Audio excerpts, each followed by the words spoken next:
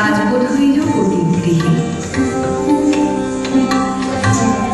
দীপ জ্বলে না, ঘর থাকে অন্ধকার। সেই ঘরে প্রতি রাত্রে স্বামীর কাছে বধূ সমাগম। অন্ধকারে বীণা বাজে, অন্ধকারে গানভূমি করা নৃত্যে বধূকে বর প্রদক্ষিণ করে।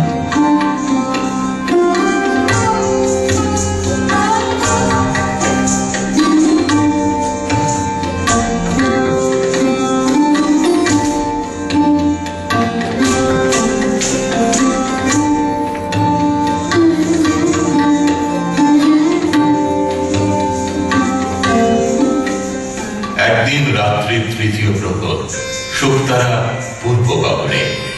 কমলিকা তার সুগন্ধি এলো চুলে দিলে রাজার দুই পা ঢেকে।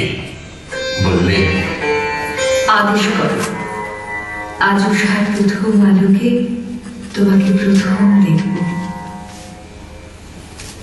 নইলে আমি বিদায় নিয়ে যাই, রেখে যাই আমার কান্না এই অন্ধকারের বুকে।